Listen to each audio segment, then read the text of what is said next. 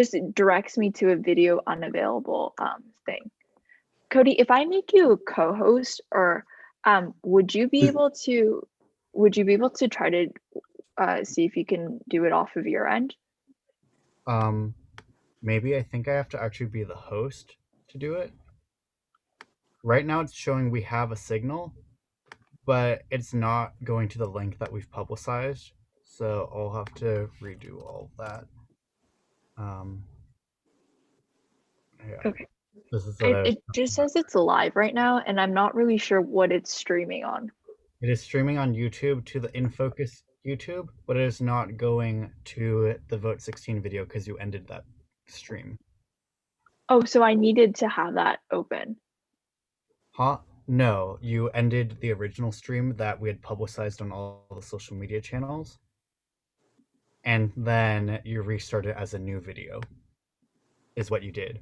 So now it's live streaming to something called Livestream in Focus News, the eyes and ears of Palo Alto High, instead of Vote16 Youth Candidate Forum. So change that real quick. Could you guys text about this, Emily? Can we start the forum? Yeah, I'm just not sure. Cody, is it just live streaming right now? And also, I don't think I have your phone number. It is live streaming right now. Oh, okay, awesome. Then that's great. I'm gonna start the webinar.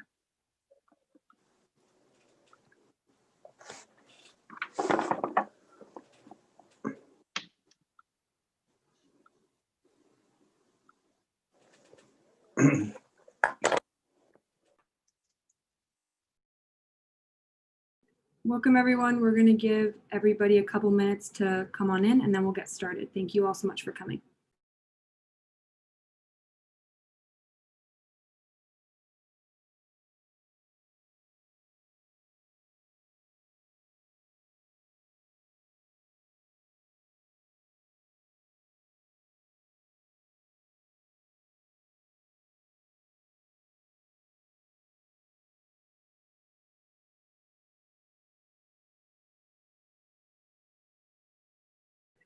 All right, we're going to get started. Hello,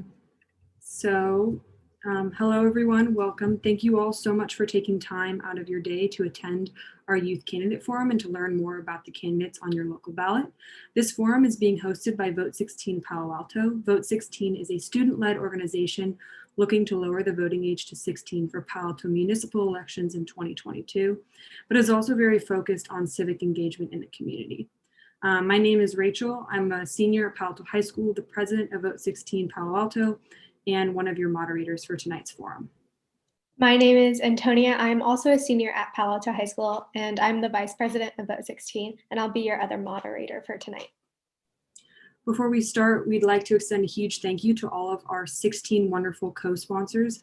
All of these are student-led organizations, from student publications to social justice clubs to civic engagement organizations.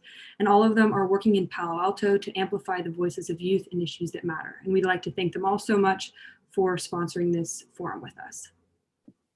So as a quick overview of the next hour and a half, the structure of our forum will split the 10 candidates into 2 groups of 5, with each group being asked 5 questions in total. And each candidate will receive 1 minute to respond to each question. We will also have 3 lightning round questions and 1 singular question asked to all 10 candidates.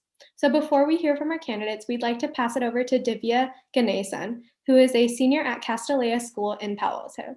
She is the co-founder of Real Talk, a nonprofit that empowers youth to engage in political discussion with empathy, curiosity, and respect. In her local community, she has served as the president of Palo Alto Youth Council, where she led a #2020Ready youth political engagement campaign in partnership with the City Council. Divya is a passionate advocate for youth civic engagement and a firm believer in the power of uncomfortable conversations to create tangible change. Divya, take it away. Thanks, Antonia. I want you all to imagine for a second that you're a fly. It is the vice presidential debate, and you buzz over and you land on top of Vice President Mike Pence's head, and you're home for about the next 20 minutes. What would you hear? You'd probably hear the candidates talking about national COVID-19 regulation, foreign policy, taxes, climate change, all topics you and I care about. I'm going to be honest. Sometimes I feel like a fly when I look at national politics. I hear, I listen, but in the end, I feel distanced from the very issues we're talking about. I can smell the smoke from the wildfires, but not see the fires myself. There's a pandemic that makes you and me stay home from school, but I'm not sick myself. There's a presidential election that is being called the most important of our time, but I'm not sure how these results will directly impact our everyday lives. So, in a world where so much seems out of our control, how do we take action? The answer to this is civic engagement, and more importantly, local civic engagement, which is why you're all here today.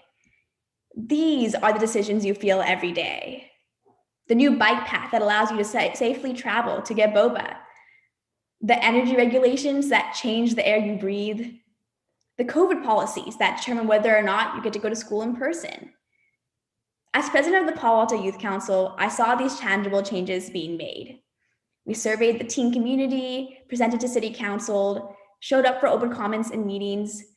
We shared a youth perspective on anti-vaping legislation, plans for the Coverly Center, and even our own experiences with transportation and traffic to school. Here's the bottom line. We are not flies. We do not simply wait and listen.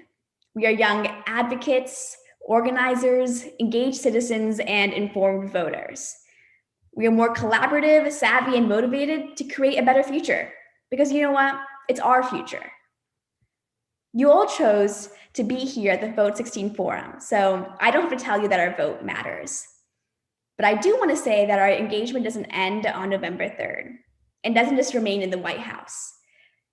Building a better Palo Alto happens right here at City Hall, or I guess now on Zoom.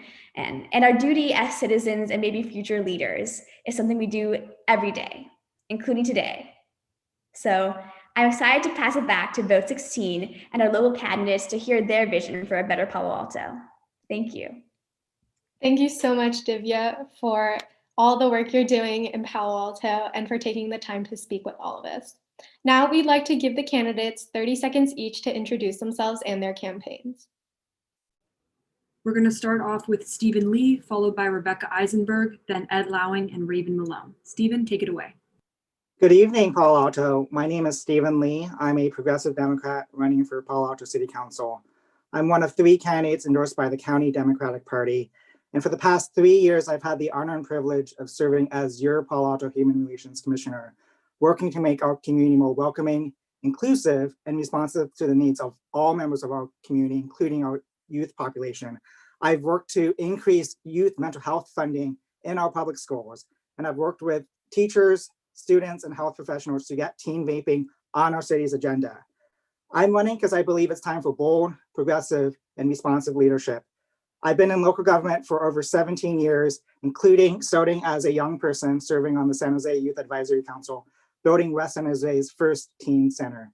I look forward to working with the young people in our community on all of the issues that matter the most to us, including housing, climate change, maintaining and bringing back vital community services that are important to the young people in our community. I look forward to answering your questions. Thank you so much.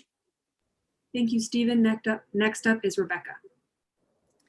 Thanks. Hi, I'm Rebecca. I've been an attorney for 30 years. I have degrees from Stanford University and Harvard Law School. You may know either or both of my 2 high school age kids. Both attended Green Middle School. Elan Smoller Eisenberg is a senior at Kahila, and Ari Smoller Eisenberg is a freshman at Pali. He likes to play baseball. I get that young people are very capable and they are deserving of more rights. I trust young people to run my campaign. Everyone on the leadership of my campaign is under age 30. I support Vote16. I had a great interview with y'all and I lobbied at it vehemently at City Council meetings. If I were on City Council, it would have been on the ballot this November. I am endorsed by all the labor unions and by Judge Ladoris Cordell. I'm very grateful to be here. I'm excited to hear from you and I ask for your support. Thank you. Thank you so much, Rebecca. Next up is Ed, followed by Raven Malone. Yes, hi. I am, my campaign is being run by my son, 32 years old. Second in command is my son, 27 years old. So it's not about age, it's about capabilities. I've served on the, I've done a lot of community service in Palo Alto and served on commissions recently. I don't have to go into all of that. I'm just really motivated to help people, and that's why I'm, in this game. And that's why I'm running for council. There's just so many things to get done. And, whether it's fixing the dog parks or making more playing fields or making sure that we're never cutting any funds for teen safety programs, that's what I'm about. So I'm experienced, I'm prepared, I'm battle tested, and I'm eager to listen to you tonight. Thank you so much, Ed. Next up is Raven Malone, followed by Ajit Varma. Hi, my name is Raven Malone. I'm an electrical engineer, a dog lover, a self-proclaimed tea connoisseur, and an art enthusiast. I was born and raised in Alabama. I have an undergrad and master's degree in electrical engineering, and I've been an engineer for the past 8 years. I believe that my ability to collaborate that I've learned while being an engineer will serve me well on council, and I decided to run for city council because of the residents who felt unheard, and this includes our seniors, our essential workers, and our youth, and I want to bring your voices to the table. Thank you. Thank you so much, Raven. Next up is Ajit Varma, followed by Lydia Coo. Thank you. First off, I want to say I'm super impressed with everyone who's speaking on this forum, and thank you for making this happen and your involvement. So my name is Ajit Varma. I grew up in Austin, Texas, moved out to Palo Alto after I graduated from college at 19. And the reason I moved out here was because of all the opportunities that are in Palo Alto. So I want to make sure that we have all these opportunities for all the future generations. And so I think everyone here, all the high school students, I think that they do have a voice, and I think their opinion matters. And I want to make sure that we preserve the future for them here as well. Thank you. Thank you, Ajit. Next up is Lydia Coo, followed by Carrie Templeton. Good evening. Thank you for having me here tonight.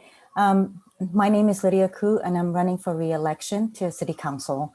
I started as an organizer for the Safety and Emergency Preparedness Program and in my neighborhood, and also volunteered with the PTA and was a volleyball coach at Fletcher Middle School when my children was there, and even after they moved on to Gunn High School. How I got involved in city government is that over and over, I saw how much expertise and energy residents have to offer and how hard it was for them to get City Hall to utilize it. So I want to remind that residents are the heart and soul of the community. So in my term, last 4 years and moving forward, my top priority is to ensure that residents' views are represented and then policies are not made that will deteriorate the quality of life and further burden the residents. Thank you. Thank you, Lydia. Next up is Carrie Templeton, followed by Bert.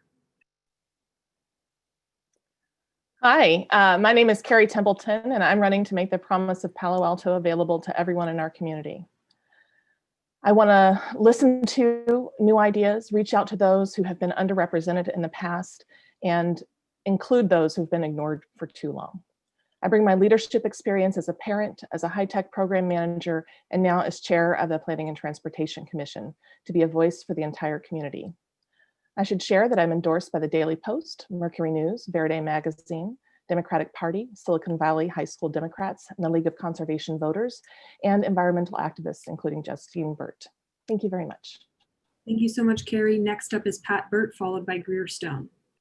Hi, I'm Bert. I grew up in this area, and our two kids, Carolyn and Riley, went to Hayes and Green and Pally. And I'm running because I have always believed in the importance of local government, not only because it provides all the services that are so important to us, and that in this crisis, we're now realizing how important they are when we often tend to take them for granted, but it's also where we have the greatest attachment to citizen democracy and really an ability to be engaged. I'm very engaged as a state delegate to the Democratic Convention and have been very involved in national campaigns, but local government is what really touches us most directly. And I look forward to talking with you about it. Thank you so much, Pat. Next up is Greer Stone, followed by Tanaka. Thanks, Rachel. Good evening, and thank you to Vote16 and the other youth-led organizations who organized tonight's forum. As some of you may know, I'm the Student Activities Director at Pali, and I teach U.S. history at Gunn. I've attended school at Duveneck, Green, and Pali, and I'm really particularly excited about tonight's forum because it's all of you, our community's youth, that really has always inspired me to do the work that I do. Being a voice for our youth inspired me to join the Palo Alto Human Relations Commission when I was 23 years old. I went on to chair that commission. It would inspired me to switch careers from being an attorney to being a teacher.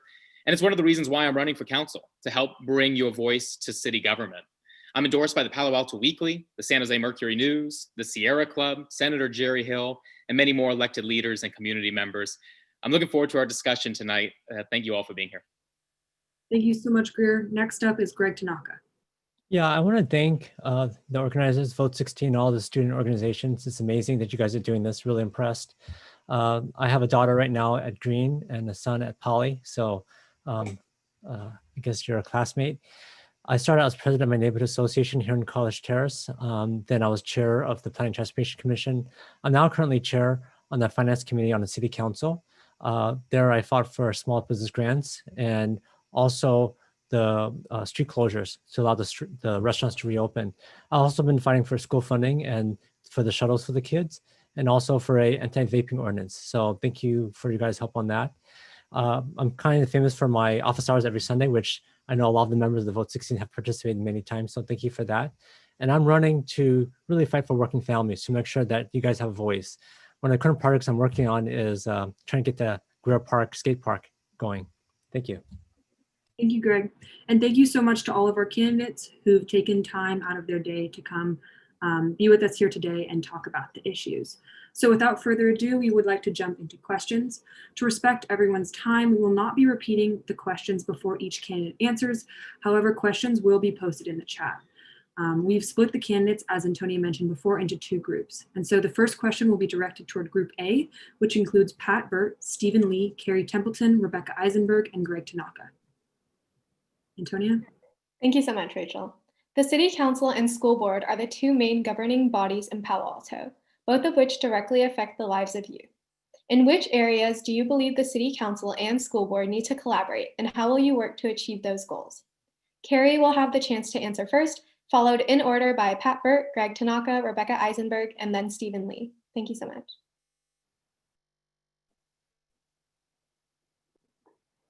All right, great question, and thank you so much for asking it.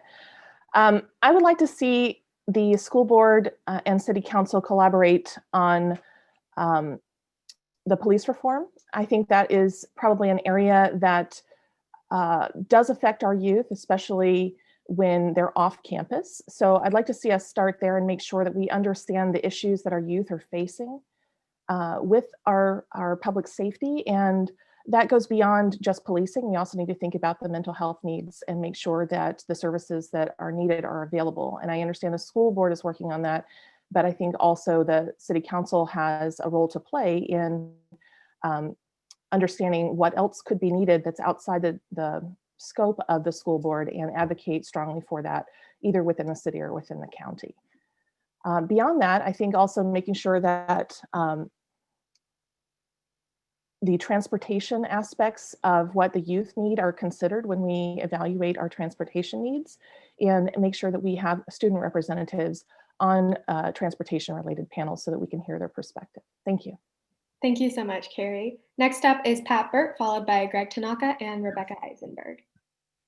Yes, well, one of the main areas that we've had a strong collaboration on for now 10 years is Project Safety Net. And I was mayor when we initiated that program. My wife has been active in it throughout, and it's a very important and underutilized collaboration that really helps further not just the immediate mental health issues, but the broader needs of teens. We also have in this crisis a number of emerging needs. First, our city council elected to initially, and our staff proposed to slash and eliminate all funding for teen programs in the middle of this crisis, as teens are having a year of their lives taken away. I fought for returning most of that, but not all of that has been done. And climate change is something that is extremely important in the youth, and the Sunrise Movement is not only the most important new movement on climate change globally, but it's something that the school district and the city can collaborate with the youth on and empower them. Thank you so much. Next up is Greg Tanaka, followed by Rebecca Eisenberg and Stephen Lee. So I currently serve on the school liaison city council committee. So we meet every month, we talk about school issues. I believe it's really important to have a close partnership with our school district. A lot of families move here to Palo Alto for schools, as did my family. During the tough budget cuts we had during the summertime or early summertime, I was the only one to stand up against the budget cuts in terms of cutting $2-3 million from Coverly, the Coverly transfer that helps fund our school. Also, I voted against the cutting the crosstown shuttles, because also it actually goes in front of Green, where I see a lot of my daughter's classmates take that to get home and go to school. I also try to make sure that we have good crossing guards, that we have crossing guards for when kids are going back to school. And the other thing that's really important for the city to do is bike safety. So a lot of kids bike to school, and so we need to make sure it's safe. The last part is making sure that we have school resource officers. So a lot of close collaboration needed with our school district. Thank you so much. Rebecca, take it away. Thank you. So the city and the school board have no choice but to collaborate when it comes to Coverly Community Center, because the school district owns most of it and the city owns just a little bit of it. Meanwhile, the school district and the community, we all need housing, and the school district especially needs teacher housing. Unfortunately, the school district can't build legally teacher housing because that's not allowed under their bonds, but the city can. I've already discussed with a number of school board members the option of creating an agreement between the city and the school board that will give the schools funding and will give teachers housing and will provide additional housing for the city. Easy peasy. If teachers have housing, they'll have more time to spend with you, the students. They'll have less time commuting, which harms the environment, and it would help the environment. Additionally, we must collaborate on childcare, mental health services, and COVID testing. Together, we can do a ton, and we must. Thank you. Thank you so much. Stephen? Yeah, I believe our city council and our school district have a shared responsibility on so many issues, including on youth mental health and teen vaping. And these are two issues that I have led on as a Palo Alto Human Relations Commissioner, even though it wasn't very popular and I got a lot of pushback from our current city council on both of these issues. I believe we need to double down on safe routes to schools. I held a town hall with 40 different high school students who don't feel safe enough biking around our town. We need to improve our bike infrastructure so that youth and people of all ages feel safe biking around. We need to get serious about building additional teacher housing so that teachers can actually live in and close to the communities that they teach instead of spending their time commuting back and forth. I believe that young people should have a seat at the table. You, as young people, have a vested interest in all of the issues we care about and all the issues we address as a city, whether it's climate change or housing. And so I want to make sure that you get the vote in both school board and city elections, and that you have a seat at the table at all of the commissions and committee hearings that we have as a city. Thank you very much. Thank you so much, Stephen. Our next question will be directed toward Group B, which consists of Raven Malone, Greer Stone, Ajit Varma, Lydia Coo, and Ed Lowing. This question is, school closures and the economic recession that followed in the wake of the COVID-19 pandemic have resulted in job loss and hard times for many Palo Alto families. If elected, what will you do to support these families with respect to housing, financial aid, and childcare? First up is Raven Malone, followed by Greer Stone. So I've spoken to many parents actually who've told me their frustrations when it comes to the lack of childcare. Don't get me wrong, there is a program currently for childcare. It's just limited to the amount of people who need childcare. So we need more resources as far as the students who are having a hard time trying to study at home, because we have to keep in mind, especially now, there are kids who are at home trying to learn with the teacher virtually, but basically by themselves, while their parents are also trying to keep up with work. And this leads to a stressful situation, not to mention parents who have lost their jobs. families who are unhoused, who are in RVs where they don't have proper access to internet. There's a lot that we have to take into account. So it's really important that we provide resources to these kids, to these families, so that they're not feeling the pressure of not only COVID, but also trying to keep up with their day-to-day while experiencing the change of working from home and schooling from home. Thank you. Thank you so much, Raven. Next up is Greer Stone, followed by Ajit Varma. Yeah, great question. And fortunately, I mean, the plan is by January 7th that the middle schools and the high schools will have opened up. And at that point, all students should be back on campus. And my hopes is that that will relieve some of these burdens, but we never know. Epidemiologists are predicting that January is going to be one of the worst months for the pandemic. And so we need to be prepared either way when we take office. You know, school really is a safe place for a lot of students. Not only is it a place where they have equitable access to technology and resources and lunch, but also a place where many students, unfortunately, can escape the realities of their difficult home lives. I really think the city and the school here can be partnering up to be providing safe spaces for students that need to be able to access that, study, kind of like study rooms as well, providing internet hotspots for those students who don't have a good internet connection at home, and fixing up temporary shelters for those families who are struggling to be able to get by through this crisis in order to make sure that we're able to keep these families in Palo Alto and weather this storm. Thank you so much, Greer. Next up is Ajit Varma, followed by Lydia Coo. So we definitely need to help families as much as we can. It's already very difficult for many families at different income levels to afford to live in Palo Alto.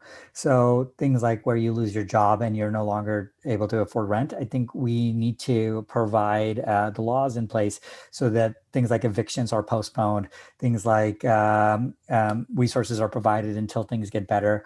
And it's not going to be quick. So we really need to think of like, what are the resources that we can use from like state money and federal money to really make sure that people are aware of the resources that they have available to them. There's obviously like a lot of loans for businesses. In return, the businesses shouldn't be laying off their employees. So I think it's a lot of connecting a lot of the federal dollars in terms of financial aid. For childcare, this has affected me personally. Like I have a 3-year-old and a 5-year-old. And when the pandemic first started, all the schools were closed. And now luckily they're open, but they're very expensive. So I think it's important for us to find resources that are both safe and accessible to everybody in our community. Thanks. Thank you so much, Ajit. Next up is Lydia Coo, followed by Ed Lowing. Yes. So when the pandemic hit, the city council and staff did get together and started working on ensuring that there is donations and funding. And the funding had come into under the Palo Alto Community Foundation, and through their applications are taken in order to help in different ways, whether it's for food or for paying electric bills or for just everyday needs. Then there is also what is called the CDBG funding that actually helps very low income residents here in Palo Alto in order to help pay their rents should they not be able to. Now with financial aid, we do have people that is above the poverty level and they cannot qualify for a lot of the federal funds. So I am trying to speak with some of our county representatives as well as with some of our state legislators in order to see if they can lobby for money coming in from the federal level. That's still in the works. With childcare, okay, sorry, the timer. Yeah, thank you. Thank you so much, Lydia. Next up is Ed Lowing. Yes, thank you. One other thing that the city has done that's kind of low-hanging fruit, but I'm glad they did it, was to delay utility payments for those people that just couldn't afford them. So that was a nice break.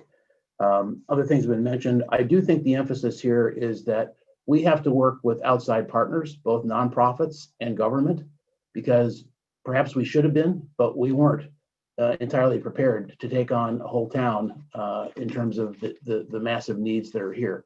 So right now we have to do, as I did when we worked with the homeless, we had outside services that we worked with to try to help folks get the services that they needed. And someone mentioned here, I think it was Lydia, government grants, and both of those I think can be very effective, and we should be doubling down on that. I talked to Todd Collins and asked him, what should we do? And he said the best thing that you could do as a city is find ways for teens to engage safely, because they miss each other and they miss the contact. So that's another thing I think we should have done a lot more of. Time's up. Thank you so much, Ed. Thank you, Rachel. Our next question for Group A is, what are your plans for creating more affordable housing in Palo Alto, and do you support ending single-family only zoning? Why or why not? And how will you measure the success of your affordable housing policies and adapt to ensure all Palo Altans have access to housing? First up, we have Pat Bert, followed by Greg Tanaka, Rebecca Eisenberg, and Stephen Lee. So first, my plans for more affordable housing are focused on both the funding side and the incentives and locations that we can have them. I supported a increase in the what are called the impact fees for new office development, which the council then reversed in 2017. And those fees are also the fees that the county uses against Stanford's development. So we lost double those fees. And that was about half of our affordable housing funding that we would have had. With Greer and Stephen, I led a campaign to have a business tax that would be focused on transportation and affordable housing, that would have been able to triple our affordable housing funding. And unfortunately, we had a majority of the council who was not supportive of any significant business tax on that. That's one of the most important areas that we need to go forward with. And on the zoning, we have to have a combination of incentives. I'd say on the single family zoning, we've already essentially eliminated. We have 2 ADUs that are now allowed for every single family lot in Palo Alto. Thank you so much, Pat. Next up is Greg Tanaka, followed by Rebecca Eisenberg, Stephen Lee, and Carrie Templeton. So I think affordable housing is a really important topic in our city. It's very, very expensive to live here, from our housing to our utility bills to our food. One of the best ways of solving this problem is actually ADUs. So on the last council meeting, I helped push forward ordinances that will allow us to build ADUs easier than before. And so every single family lot can actually build additional ADUs. And one thing that will really benefit, and it's something that we're looking at to do further, is to actually allow underground ADUs. So basically being able to build basements or be able to park your car underneath ADUs, which will relieve the parking pressures on streets, as well as provide more housing without the visual impact. The other part of solving this problem is actually smaller units. So smaller units are naturally more affordable. They cost less to build. They need less land. You can put them near transit. And this is beneficial because this provides truly affordable housing without the need for government subsidies. Thank you. Thank you so much, Greg. Next up is Rebecca Eisenberg. So affordable housing has 3 Ps. First is production. Second is preservation of our existing affordable housing. And third is protection. I'm going to start with protection because the vast majority of Palo Alto School District students are renters like me. Renters have been facing very hard times in the pandemic. We right now have a moratorium on evictions, but that moratorium runs out on February 2nd. Right now, Palo Alto has no rent control when it comes to pricing. So it's likely that a lot of Palo Alto families and school district families are in danger of losing their homes. We need to institute protections for tenants immediately. And for those who end up losing their homes, we need to have emergency shelter in place. Right now, Palo Alto has 0 shelter beds for homeless people, 0. And I promise I will change that.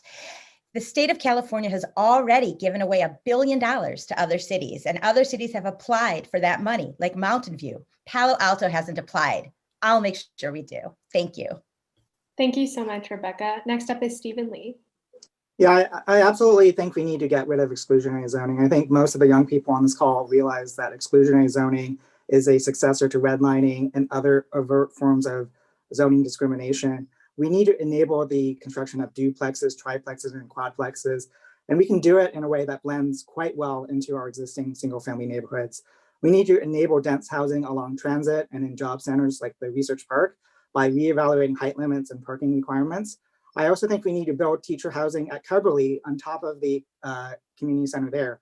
I co-wrote an op-ed to that effect with Gail Price, who not only served on our school board, but on our city council. And she's the mother of a teacher who worked in the district as well. I agree with Pat Bert. I believe we do need to put a business tax on the ballot, ask larger profitable corporations to step up and pay their fair share. We could generate between $10 and $50 million a year, which we could use to invest in housing and restore a lot of the community services that young people depend on, but which we'll cut during this last budget round. Thank you. Thank you so much, Stephen. And to wrap us up, Carrie. Thank you very much. Affordable housing has a lot of aspects that you've already heard about. I want to focus on making it easier for projects to get approved. The current approval cycle is very long and involved and involves multiple meetings with the city in front of the architecture board, the history board, the planning PTC commission, and then eventually in front of the council. And so sometimes that makes it difficult to get your project approved and also more costly. So we are seeing fewer of those. I think if we can find ways to streamline that process and make sure that we have clear guidelines before the project comes to any of those boards, we're going to see more projects coming to us. Regarding single family zoning, I agree that with ADUs and JADUs, single family zoning is essentially already gone. But those are restrictive into how you can configure the additional homes. So I think we can allow duplexes as well. Thank you. Thank you so much, Carrie. Thank you all so much. We now want to move on to asking a question of Group B. This question is, while small businesses in Palo Alto serve as the foundation of our community, they also serve to employ many high school age students. What actions do you believe the City Council must take to support these local businesses through the pandemic and to protect their workers? Greer Stone will be responding first, followed by Ajit Varma, Lydia Coo, Ed Lowing, and then Raven Malone.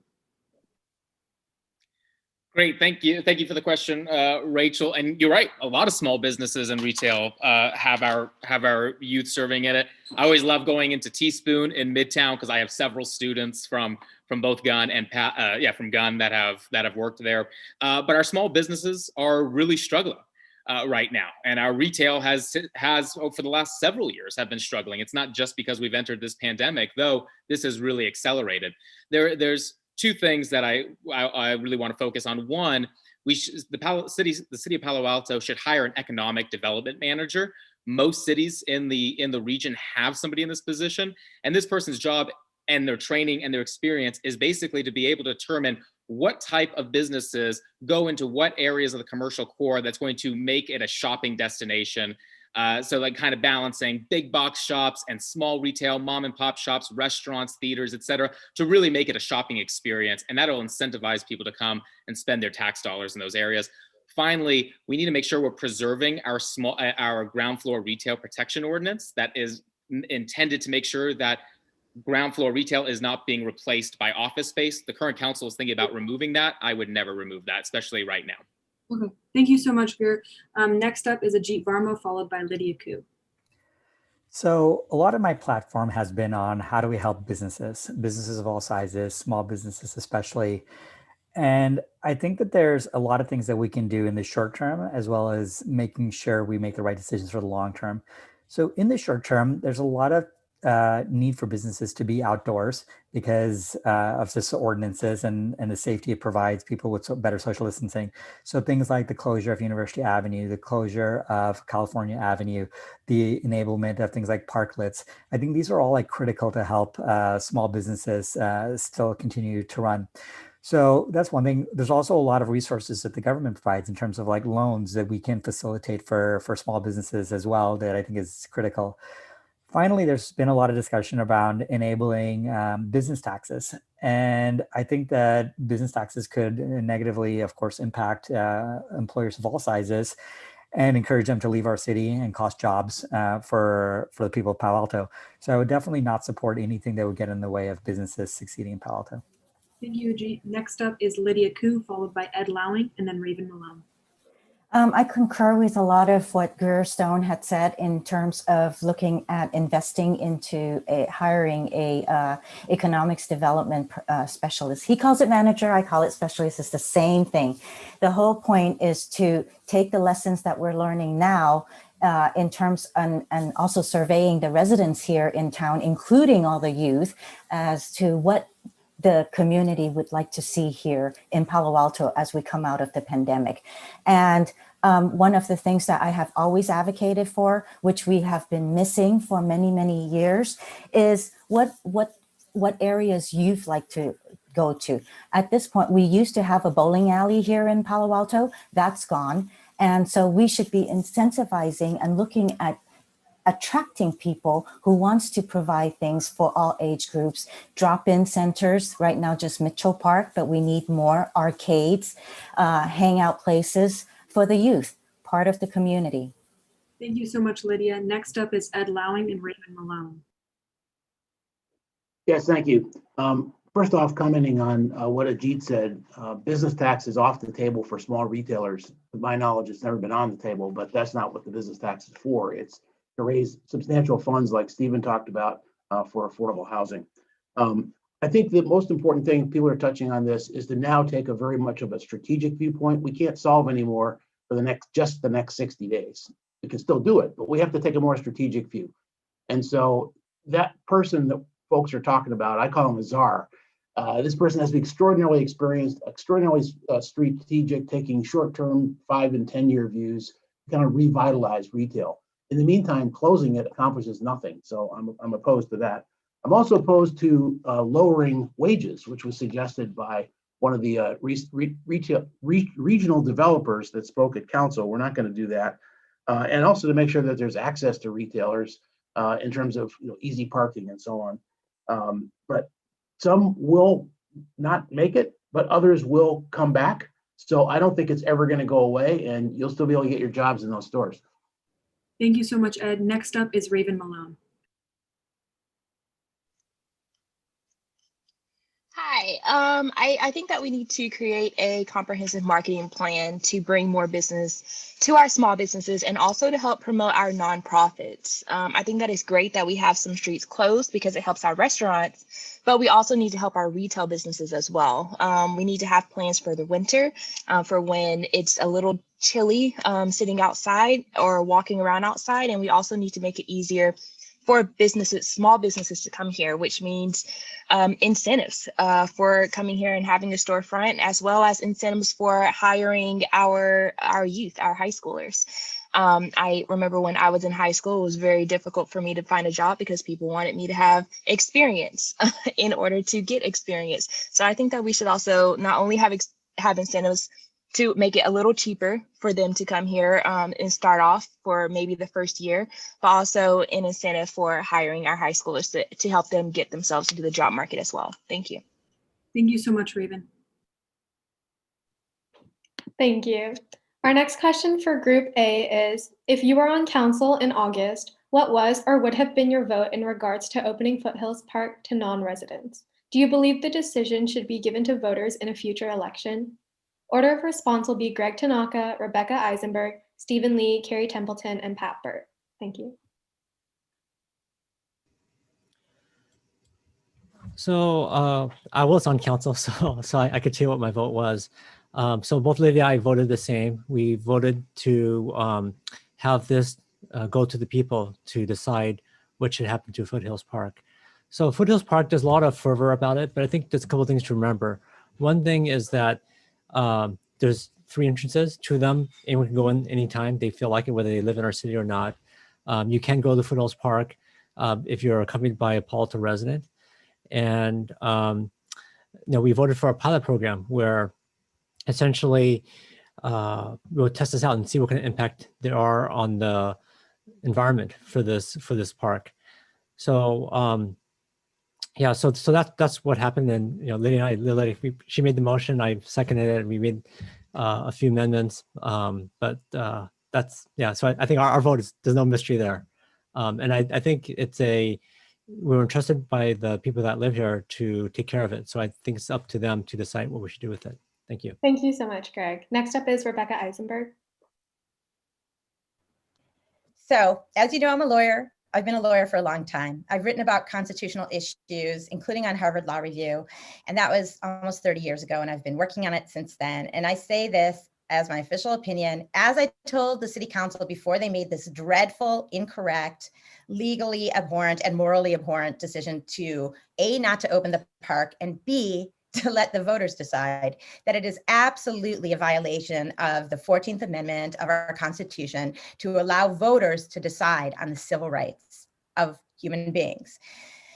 The closing Foothill Park to non-residents is a violation of the 14th Amendment for all the reasons said in the extremely articulate complaint that was filed by the NAACP, by the ACLU, and by several well-known accomplished residents, including Judge Ladoris Cordell and Kim Bomar. It violates rights because that exclusion is based on a history of legalized segregation. That segregation remains, and we must open up the park and apologize. Thank you. Thank you so much, Rebecca. Next up is Stephen Lee. Our city council's decision on Foothills Park, quite frankly, is a national embarrassment. I agree with our mayor that you don't put civil rights to a vote. In fact, our Human Relations Commission, which I served on, we voted unanimously to recommend opening Foothills Park to non-residents. And if you follow the HRC, you know we rarely agree on anything. So the fact that we agreed unanimously on this is a testament to the fact that we need to do this now. And when you ask environmental groups, all of them are in favor of opening Foothills Park. We have been, this park has been under capacity for decades. And so there is additional capacity to share it. In fact, our Parks and Rec Commission also recommended reopening the park 6-1. And I agree with, Councilmember Allison Cormack, sharing Foothills Park won't make it any less special. For a number of different reasons, this is a decision we need to reverse quickly, and we need to move into 2020 and get serious about addressing past inequities and bad policy in the past. So this was definitely a big mistake on the part of our council. Thank you so much, Stephen. Next up is Carrie. Hi, thank you. I would have voted to open it, and I'm concerned about the decision to kick the can down the road to the next council while trying to bind that council to what they're going to do about it, including an option to put it to the voters. Voters sometimes get it wrong. I mean, I'm thinking back to the senior affordable housing proposal for Maybell and how that's now 14 $5 million homes instead of senior affordable housing. So I think it's the time for people that are on council to take their responsibility and their leadership seriously and to open up Foothills Park. Thank you. Thank you so much, Carrie. And to wrap us up is Pat Bert. Yes, so I was one of the community leaders who co-signed the petition in support of the Parks and Rec Commission's proposal to open Foothills Park. My wife and I are up there probably 3 times a week, have been for many decades. It's typically underutilized, and we can leverage our resources to bring in volunteers to help backfill the needs. And so the council didn't need to have this revenue neutral contingency on it. I would also say, though, that the history of Foothills Park was not one of exclusion against neighboring communities other than the ones who were asked to join in and purchase it with us, namely Los Altos and Los Altos Hills. Interestingly, we have Arastradero Park, which is contiguous with Foothill, which is also open to those communities. And Los Altos Hills has just restricted parking all along Arastradero Road for people who have been coming to Arastradero Park in the pandemic in greater numbers. So I think we should partner and open it up even greater. Thank you so much, Pat. Thank you so much. Our next question is going to be directed toward Group B. And the question is, the National Black Lives Matter movement has highlighted the systemic racism ingrained in our justice and policing systems, and the Palo Alto Police Department is not exempt. Do you support reallocating police funding to other community safety measures, such as trained, unarmed response teams, programs for mental health, and programs for domestic violence prevention? If not, what will you do to create a safer Palo Alto for all community members? The order of response will be as follows: Ajit Varma, Lydia Coo, Ed Lowing, Raven Malone, Greer Stone. So I think that we need to transform the police department. And to me, like, there are areas in the budget that we can better utilize. So there's a talk of building the new police department, which is a $40 million capital expenditure, which I think that could be better utilized other places. I do think that we should devote resources to things like mental health and community organization. I don't think these are mutually exclusive, though, in the sense that, like, you have to, take a job away from a police officer in order to fund the job of a mental health advocate. I think that safety is very important. I've heard a lot of stories of various like crime that's happened in Palo Alto where people do feel unsafe in certain neighborhoods. So I think that it's not like a one size fits all solution where you hear a lot of calls that this is like the only solution to a problem. But I think that police actually need to be trained, and taking away money that prevents them from training, I don't think works. There are a lot of reforms that need to be made in terms of like the contract with the police and the way that people deal with people who have done bad things on the police force, for sure. But I look at that as like a transformation and improvements that need to be made rather than removing funding. Thank you so much, Ajit. Next up is Lydia Coo, followed by Ed Lowing. Thank you, Mr. Varma. That was actually very, very correct, that there's better ways than to defund or to reallocate the police funding. Well, we do have a high-performing police department, and there are some that may have overstepped, and we're addressing that. There is reforms that's necessary. There are issues in our community in terms of mental health that we do want to look at, and we are examining it right now as a council to see if we can incorporate other programs, such as the one that is called Cahoots, that is out of Oregon. The other thing is also, it's not just in our police. There's many different departments in our government and in many areas that do need addressing. Budgets have a way of segregation and also have a way of oppressing, but also it has to start at your dinner table, at our dinner table within the community. Thank you, Lydia. Next up is Ed Lowing, followed by Raven Malone. Yes, in answer to your direct question, I'll give you a direct answer. I do think that there are a number of positions that don't have to be uniform sworn officers, and the areas that you suggested are the exact correct ones. Mental health, drug addiction, things along those lines. There are professionals that are better trained, and those police could be doing other things like catching speeders, which we cut out of the budget, which was another mistake.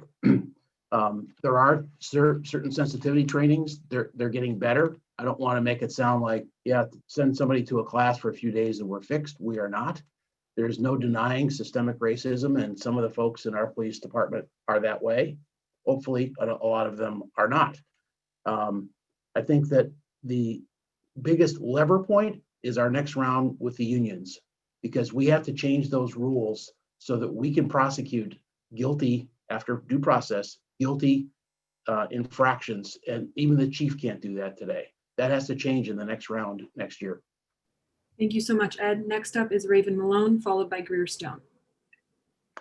Thank you. I do think that we need to reimagine community safety. We need to have social services that respond to mental health crises, helping people who are unhoused, as well as helping people with drug addictions or who are suffering overdoses. We also need to use unarmed peace officers for routine traffic stops and for calls to file nonviolent reports, like reports for theft, which has been happening a lot lately. We also need more transparency and accountability for excessive force and racial profiling. There are quite a few police officers who are still currently on our force who, in my opinion, and in a lot of other opinions, I'm sure, shouldn't be there, especially the police officer who was on video abusing someone in the Buena Vista mobile home, as well as the police officer who used a racial slur to a Black police officer. These are unacceptable.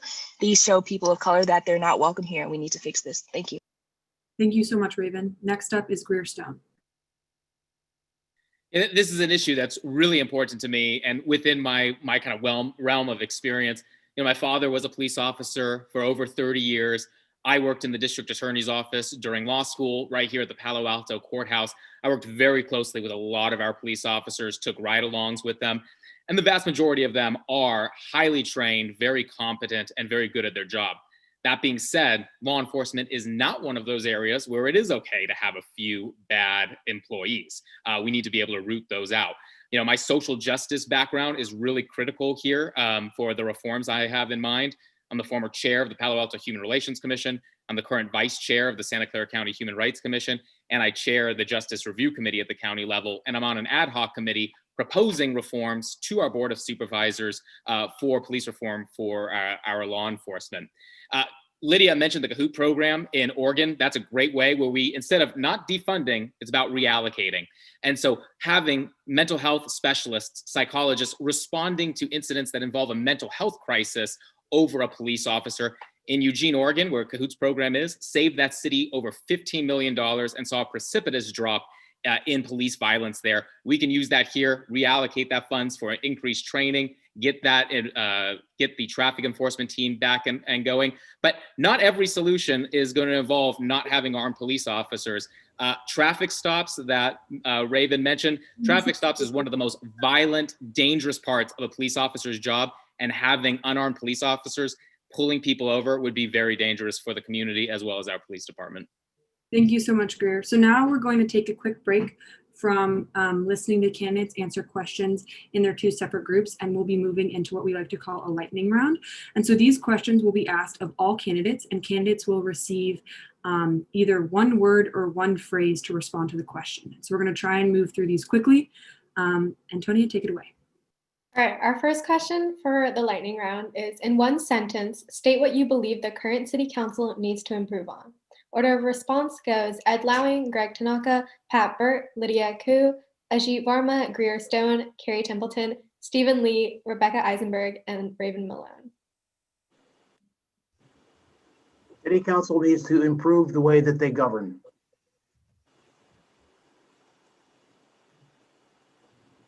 Should I go next? Yeah, go for it. Okay.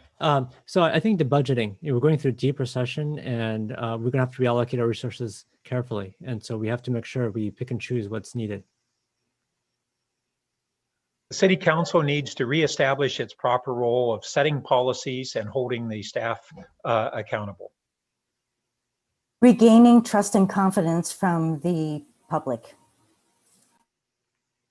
Recovery from the impacts of COVID-19 and reopening the city. Is it me? Yes. Okay. I'd say don't just talk the talk, but actually walk the walk when it comes to actually creating affordable housing. First, COVID recovery, and then stop obstructing housing. Ethan? We need a council who's going to stand up, take back control from staff, and work for residents. And Rebecca, then Raven. Transparency and accountability.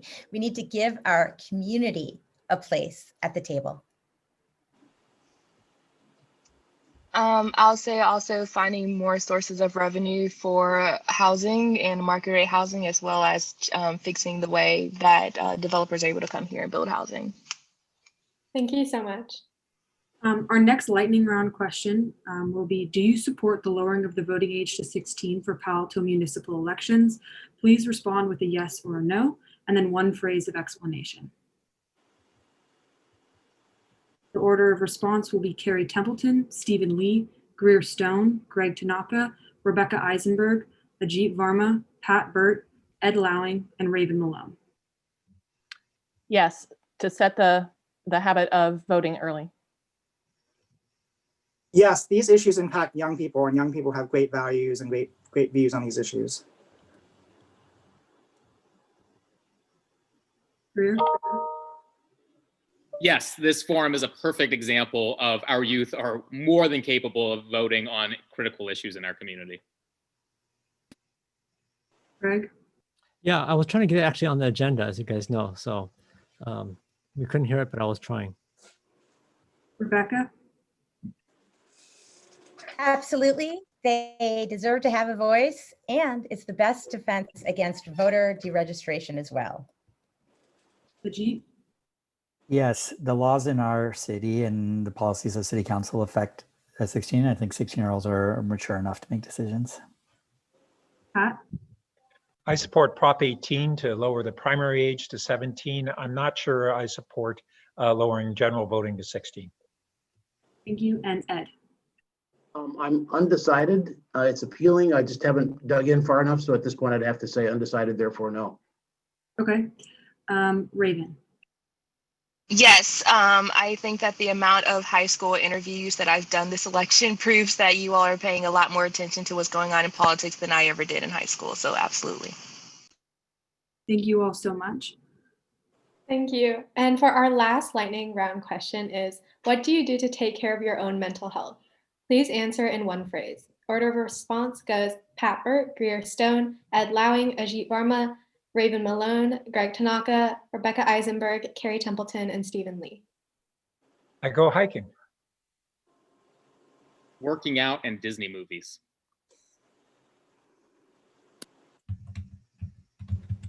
Ed? Oh, sorry. Yes, get out in nature. I do a lot of biking, but I just got a virtual reality headset today that I'm excited to set up as well. Raven? I play board games with my friends, or my fiance and I take our dog to the beach. Greg? So I'm the son of a mechanic. My dad never finished high school. So for me, my hobby is fixing my house and fixing things that break, my bike, electric scooter, whatever. Thank you. Rebecca? I believe that there's absolutely no stigma about seeing a mental health professional. That's why I see one. I have great health insurance, and I think everyone deserves health insurance that also covers mental health care, especially during this pandemic. Thank you. Carrie? Amen to that, Rebecca. I would say that the thing I'm doing right now to protect myself is reserving some time during the campaign. It's really busy. I reserve some time to cuddle with my kids, and we have movie night every week. And Stephen? I watched The Good Place and Schitt's Creek with my roommates on Netflix. Thank you so much. Okay, so now we're going to move into our last question that will be answered by all of our candidates. But this question, candidates will receive 1 minute to respond.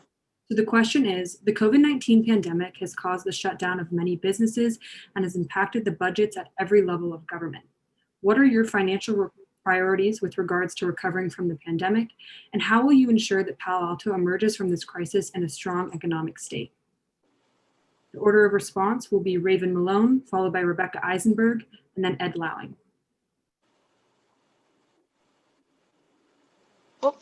So I think that we should look into more sources of revenue, first off, just in case there is another wave or to develop a cushion for the next pandemic, however far along that may be. But a business tax that taxes larger businesses, primarily 50 employees or more, and that fluctuates based on the amount of employees that business has, so that it doesn't hurt the small businesses, and a business with 50 employees isn't paying the same amount as a business with 100. Also, a comprehensive marketing plan. It's really important that we encourage more business to not only our small businesses, but also our nonprofits that help recover our small businesses and that help recover our residents. We need to listen to what needs haven't been met or that we haven't been able to meet as far as our residents and our small businesses are concerned, and find bonds, find state and federal funding, different funding resources to help everyone get out of this financial hole. Thank you. Thank you, Raven. Next up is Rebecca Eisenberg, followed by Ed Lowing and Greer Stone. We need to do everything we can do to enact an emergency business tax, like was done in other cities and is being done in other cities. Palo Alto is home to several of the largest companies that have been profiting a combined $300 billion off of the pandemic, which has harmed the vast majority of us financially. Every other city in the state of California has a business tax, except for Palo Alto. We have to change that. Other direct means of raising revenue right now include increasing our fees on commercial developers. Commercial developers underpay for their impact on the city right now. We also need to relaunch our Office of Enforcement and Inspections, which maybe due to commercial developer pressure has been all but shut down. Inspections and enforcement creates hundreds of millions of dollars of revenue in other cities. And I think a lot of our commercial developers are not complying with the law. With that money, we invest in small businesses and in families. Thank you. Thank you, Rebecca. Next up is Ed Lowing, followed by Greer Stone and Pat Bert. Yes, it's terrible, but we have to keep a little bit of hope in mind here. We're gonna get a vaccine. So this isn't gonna go on 5 years, but it's not gonna go on 3 months like we hoped before. So we have to kind of have that time frame. We already mentioned, a couple of us earlier, that a long-term strategic plan for the economic situation of our city, particularly downtowns, is sort of top of the list. At the same time, we don't want to be slashing all of our services, and we are hopeful that things like Stanford Mall will start bringing some tax revenue back in here. We have to continue to be optimizing for the people as opposed to for the buildings. So if we have to keep pushing out capital improvement projects that cost a lot of money, like the safety building, et cetera, then that's what we've got to do, because we still have to live here and enjoy it. So that has to be prioritized. I do think, although it sounds contradictory, I agree that we have to go ahead with the, not today, but in 6 months, with the business on the, not the retailers, but the big businesses who also benefit from the retailers. It's time to do that. Thank you so much, Ed. Next up is Greer Stone, followed by Pat Bert, followed by Greg Tanaka. Ed and I are pretty aligned on this, and I know Pat is as well. So you might get bored with the three of us talking about the same type of issues, but it's good. It's important to have this collaboration when we're on council to make these important decisions. Now, I was really frustrated during. I was very frustrated back in the spring when council was looking at their.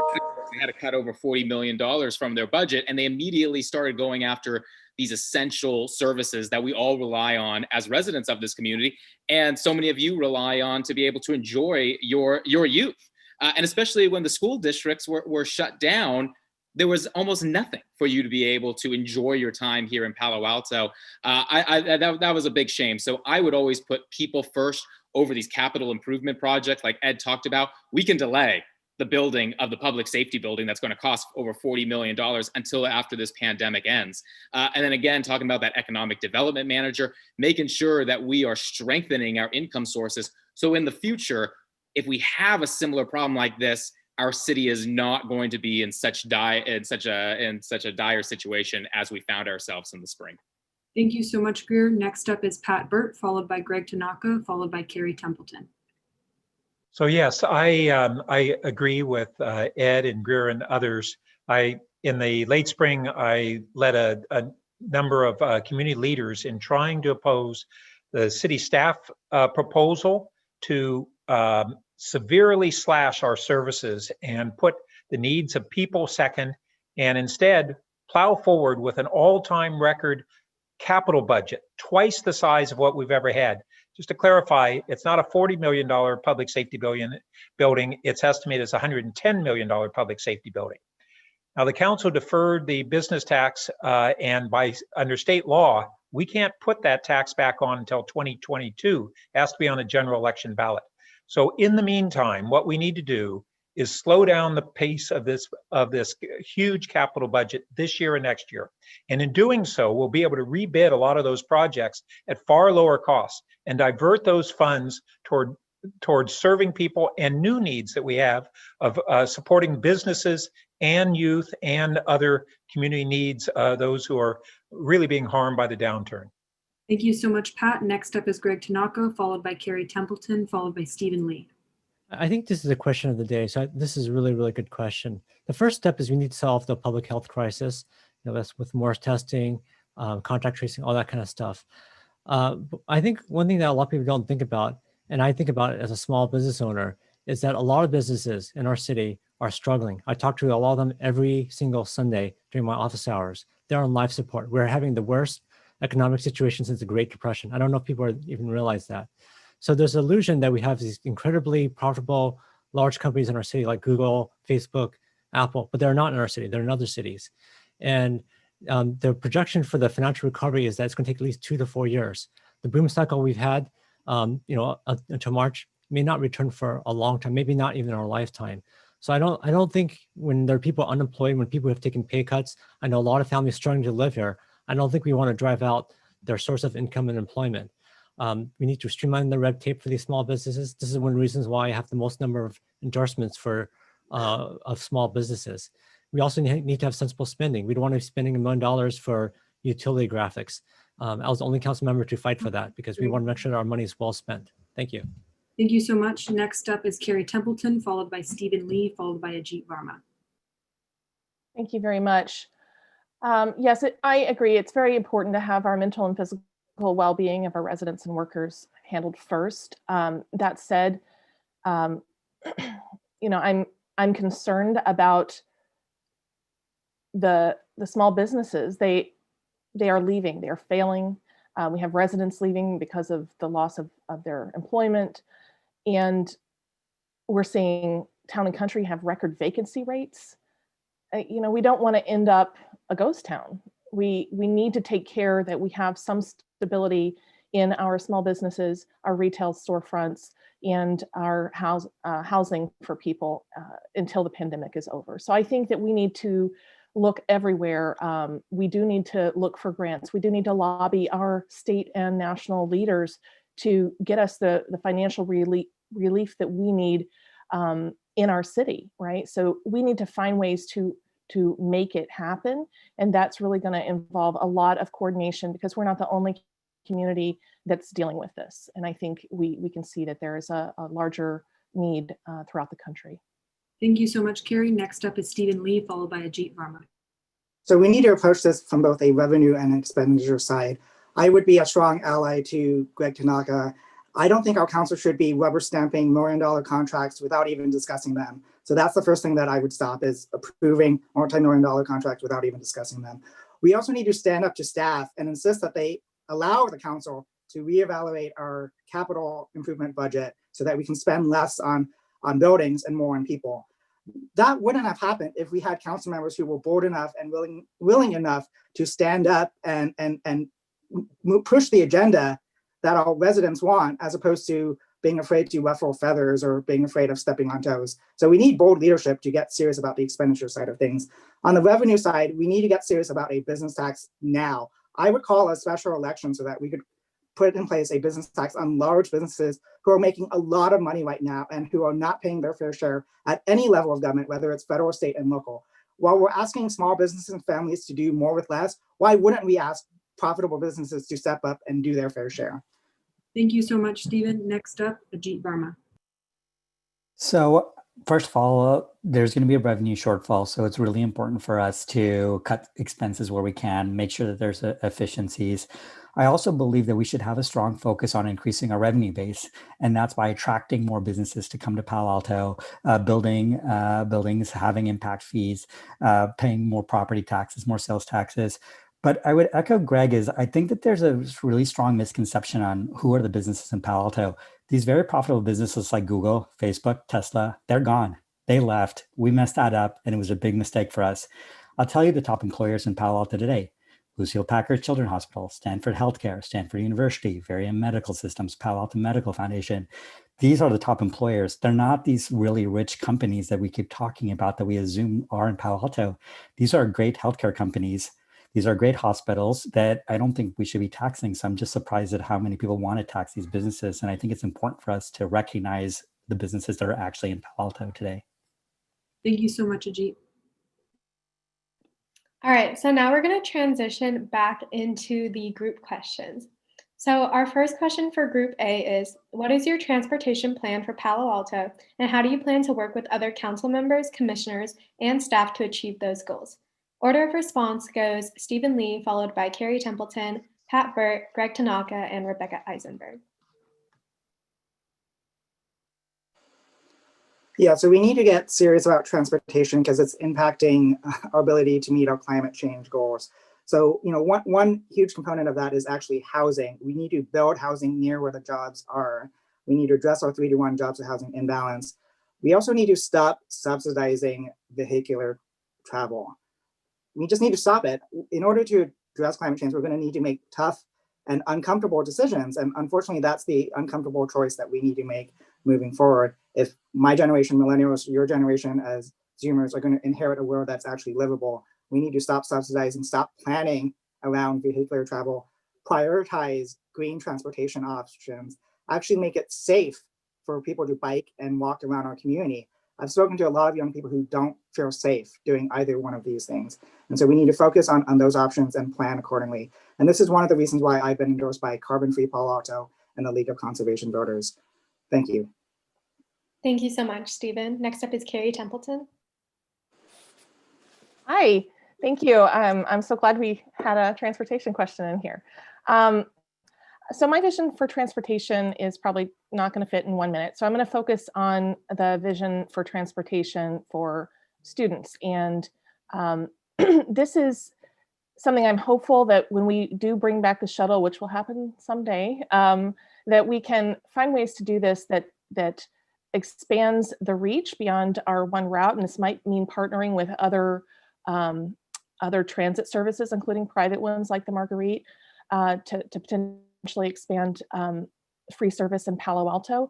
But if regardless of how that goes, I'm thinking about how can we get students to take public transit more and get used to this and make it a lifelong habit. And so one of the things I was thinking about is, can we work with the VTA to incentivize students in the north part of the county to use the service? And right now they've been reducing their service because they don't have the ridership. But I think if we get students and seniors, we'll be able to increase it. Thank you. Thank you so much. Next up is Bert.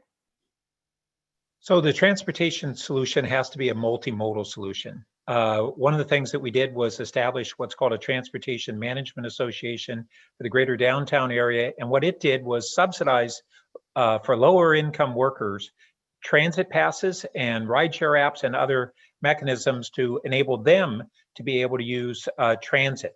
And I was also have been at the center of the electrification of Caltrain and the funding for the grade separations. But locally, we need to expand multimodal micromobility. So expanded bike system, which my wife and I bike everywhere in town, but also new emerging technologies, not only scooters, but everything in between that is the next generation of local micro transit. We also need to be thinking forward on emerging technologies.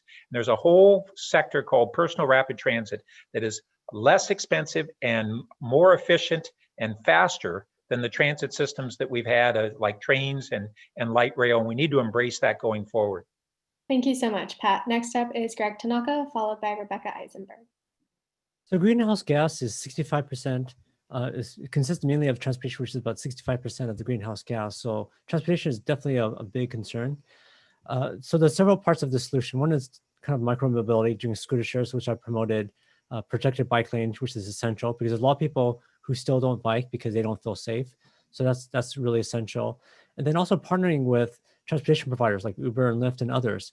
So downtown Las Vegas has a program where you could take a free Uber or Lyft to downtown, and that's free. And then your way back, you have to pay for yourself. I also practice what I preach. So I'm the only council member that actually regularly bikes or scoots or skateboards to council meetings when we actually had them at City Hall. And you know, I could literally go to New York on my skateboard. I ride to the airport on my electric skateboard and then ride around Manhattan. The other big piece of this is transit. So VTA is dominated by San Jose. We need to get more service here in our city versus down in the San Jose area. And this problem really needs to be solved regionally. This is one of the reasons why I have one of the largest number of endorsements from local elected officials. I'm also endorsed by the League of Conservation Voters. Thanks. Thank you so much. And next up is Rebecca. So, electric shuttles. As we all know, our current and previous city councils have failed us entirely by failing to provide us with electric shuttles. So I propose a couple things. One is we can ask Tesla, which is headquarters here and employs thousands of people here, to maybe provide some Tesla branded electric shuttles, including some of our largest employers who do have offices in Palo Alto, including Google Nest, Facebook Oculus, and Amazon Web Services, which employ a combined 4,000 people here in Palo Alto also should be providing electric shuttles and should be requiring their employees to park near 101 or 280 and bring them into the city with those shuttles. Also, like others said, we need protected bike lanes, pedestrian bridges, and I really vote for putting the train underground, which will make a much safer experience for everyone. As to how to do that, well, Tesla also has a company called the Boring Company with a huge drill to make big tunnels underground. Let's talk to them. Thank you. Thank you so much, Rebecca. Thank you so much. So this next question will be the last question of the night, and it will be directed toward Group B. According to a Verde magazine study conducted of 290 Palo Alto High School students in September, climate change and environmental sustainability should be the City Council's top priority for 2021. What is your specific plan for climate action in Palo Alto, and will it include a market-based approach? The order of response will be as followed: Ed Lowing, Raven Malone, Greer Stone, and Ajit Varma. Okay, thank you. I was expecting more questions on this because I expected this to be the top issue for younger people, because we don't have as much time as you do. So it's that crucial that you're interested in that. I would have to rank this one as equal to the crisis in affordable housing, which I'll comment on a little bit later. But the specifics are that we have to reduce the greenhouse gases, no question about it. And the last two things that we can do on that to make big dents are either get into electric vehicles, or at least out of combustion engine vehicles, and use more electricity instead of gas. There are a lot of environmental things that can be done, we don't have time to talk about, but the sustainability has to come from those two areas, and we should focus on that. There's ways to incent people to do it, to rehab their situations, and just basically be electric. Thank you so much, Ed. Next up is Raven Malone, followed by Greer Stone. Hi, I actually got endorsed by Verde magazine, Sunrise, and Carbon Free Palo Alto. So we have to create more affordable housing for our working class who work here in Palo Alto, especially our essential workers, our seniors, our first responders. None of our first responders work here. Most of our teachers don't live here. Most of our teachers don't live here. So it's important that we create housing that they can afford so that they can move here, because most of our environment is full of the emissions from transportation. We also need to create better public transportation, better green public transportation. So shuttles, more stops, more routes, light rails, as well as dense housing, focusing on infill to prevent our urban sprawl, as well as protected bike lanes or protected bike infrastructure that allows for safer bicycling. Thank you. Thank you so much, Raven. Next up is Greer Stone, followed by Ajit Varma. Yeah, I agree. I mean, for sure, climate change is the greatest existential threat that we're all facing, especially your generation. I take this issue very seriously. I grew up the son of a Yosemite Park ranger. I'm endorsed by the Sierra Club, and it's one of the big reasons why I have a youth advisory committee for my campaign. And this is one of the big reasons why so many students have joined my campaign to help out, is my focus on issues of climate change. I agree with Ed. The two big issues in this city is climate change and affordable housing. Unfortunately, only about 25% of the employed Palo Alto residents actually work in Palo Alto. So housing is important, but it's not going to solve our climate change issues. Telecommuting is one of the great ways in which we can do it, extending telecommuting when this pandemic ends. During the height of a 7-week span of shelter in place, greenhouse gas emissions were reduced by 32% in the Bay Area. This is a great tool that we need to be able to continue to reduce the reliance on single occupancy vehicle use. In addition, we need to move to electrification for all new buildings and really protect and expand our tree canopy, because the sequestration effect of trees in our community on the reduction of greenhouse gas emissions is a critical tool in using that. Thank you so much, Greer. Next up is Ajit Varma. So 2/3 of the greenhouse gases are related to transportation. 1/3 is related to natural gas. So I think we should do things in both these areas. So for transportation, I'm a big advocate of biking and walking, which requires more density. So I think we should have density mixed use so that people don't have to live far from their employers. Things like bike lanes, I think one of the biggest issues is safety for biking around the city. There's a lot of dangerous intersections that we haven't addressed. So I think it's critical that we improve those intersections. In terms of natural gas, things like water heaters and gas grills are some of the main uses of natural gas. And for things like new buildings, and encouragement and incentives to replace those with more energy efficient and clean electrical water heaters. So I think that's important. In addition to reducing emissions, I think it's important to look beyond just greenhouse gases and provide things like trees, more greenery that provides a sink to greenhouse gases, and also look at encouraging reduction in meat consumption as well. Thank you so much, Ajit. Now we'd like to give all of the candidates 30 seconds to make their closing statements and to tell you why you should vote for them. The order of these closing statements will be as follows: Greg Tanaka, followed by Pat Bert, Ed Lowing, Stephen Lee, Ajit Varma, Greer Stone, Rebecca Eisenberg, Carrie Templeton, and Raven Malone. Greg, take it away. Palo Alto faces several unprecedented and interlocking challenges, most notably a public health emergency that is driving an economic crisis. Meeting these challenges while preserving our quality of life and keeping Palo Alto vibrant and safe requires vigilant, sensible spending and a recovery plan. I have the skills and experience to help the city with all three. That's why I have over 350 endorsements, which is double the number versus the next closest candidate, as well as the broadest set of endorsements. I will make City Hall work for you. Thank you. Thank you so much, Greer. Next up is Pat Bert, followed by Ed Lowing. I'd like to return to the issue of climate change. I led the city's adoption as a global leader in 100% carbon neutral electricity, represented the city at the Paris Climate Accords, and then led our Sustainability and Climate Action Plan to have an 80% reduction in our greenhouse gases by 2030. But the city has fallen behind on that in the last 4 years. We need to take charge of this as the greatest threat to our future. Few people thought that we could harness the resources that we have to address the COVID emergency. If we pivot and have a similar focus on climate change, we can do it. Thank you so much, Pat. Next up is Ed Lowing, followed by Stephen Lee. I've been working to uphold Palo Alto values in my community service and improve this town for over 2 decades. From helping homeless people get the services that they need, to the environment, to housing.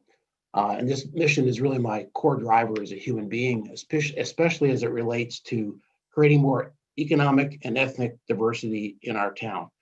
To be blunt, we need more Black and brown neighbors in our town. So I'm proven, I have a lot of experience. I can help create a more effective council that will implement values for all of our citizens.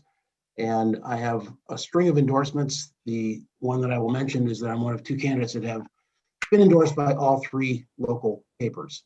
I'm motivated and ready to get to work. Thanks. Thank you so much, Ed. Next up is Stephen Lee, followed by Ajit Varma. This year, we have an opportunity to change not only the trajectory of our country for the better, but the trajectory of our community. If you're frustrated with the lack of progress on all of the issues you care about as a community, it's time to vote for change. It's time to vote for Democrats up and down the ballot. It's time for bold, progressive, and responsive leaders, folks who are just as bold as you, just as responsive and just as progressive, who hold the same values as this group. So I hope you vote for change. I hope you vote for me, one of only 3 candidates actually endorsed by the Democratic Party. Thank you. Thank you so much, Stephen. Next up is Ajit Varma, followed by Greer Stone. So I think this election is very important, and the decisions that local leaders make are very important to Palo Alto.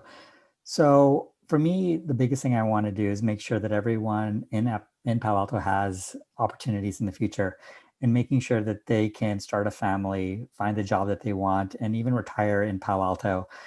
So a lot of the issues that we've seen, we haven't solved, like our housing issues. And I want to make sure that we solve that in the next 4 years.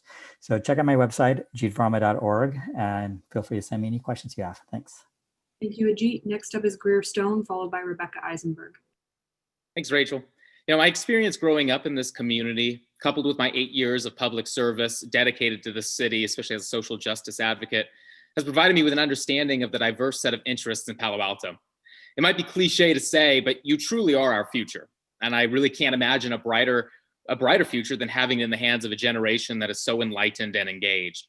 As the late notorious RBG said, fight for the things that you care about, but do it in a way that will lead others to join you.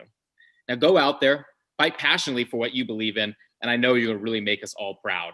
And if you want to learn more about my campaign, please visit my website at greerstone.com. Thanks so much, everyone. Thank you, Greer. Next up is Rebecca Eisenberg, followed by Carrie Templeton. It's time for fresh blood on the City Council. For decades, current and previous council members have created the very problems that some of them are now vowing to solve. If they couldn't get anything done in 4 years or 16 years, they don't deserve more chances. I provide an alternative. I have a history of entrepreneurship. I'm a seasoned lawyer. I have a record of negotiating great outcomes, including creating housing for 500 customer service agents while serving as senior counsel at PayPal. I understand the needs of young people because I live with 2 of them, and my campaign is managed by a 20-year-old with assistance of a 19-year-old, an 18-year-old, and 23-year-old. I know our future depends on Generation Z, and I promise you that I will do everything I can to empower Generation Z. Thank you very much. Thank you so much, Rebecca. Next up is Carrie Templeton, followed by Raven Malone. Thank you very much. Thank you all for this opportunity to speak with you and answer your questions. I also am available with by email or text. The number and address are on my website, carrieforcouncil.com. I'm running to make the promise of Palo Alto available to everyone in our community. And I say that every time because I want you guys to know that's a goal that we should focus on. We don't currently have equal opportunities in Palo Alto, and we should address that, and I will address that. Is that timer ended already? If that's the case, I'll stop now. Thank you all. Thank you so much, Carrie. Next up is Raven Malone.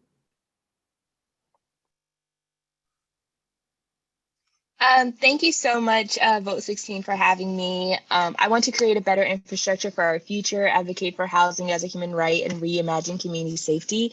You should vote for me because I'll bring a fresh perspective, innovative ideas, and more importantly, I will listen to your concerns, bring your voices to the table, and work hard to make sure that we're not still only talking about problems, but also finding solutions. If you want information on me and my campaign, please visit ravenmalone.com. Thank you so much. Thank you so much to all our candidates for coming tonight. We'd also like to extend our sincerest thank yous to the 80+ students who took the time to submit their questions for this forum. And if you submitted a question and were not able to hear candidates address the topic, we really encourage you to contact the candidates directly to ask them your questions. Thank you again, everyone. I hope you all have a good night.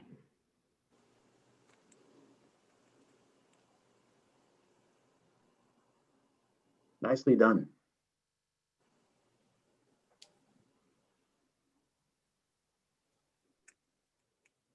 Bye, guys. Thank you so much for coming. Thank you. Thanks, Antonia. Thanks, Rachel. Good seeing you again. Emily, is it? I think. Can you make Thanks sure? so much. Thank you so much. Is it still streaming? Yeah, it's still streaming. Emily, can you please, or is it Emily, or I might have the name totally wrong. Whoever's wrong. I'm trying to, just give me a second. All right. Well, the 25 attendees in the meeting right now are just gonna be like, I'm trying to make it. Actually, Cody, do you think you could do it on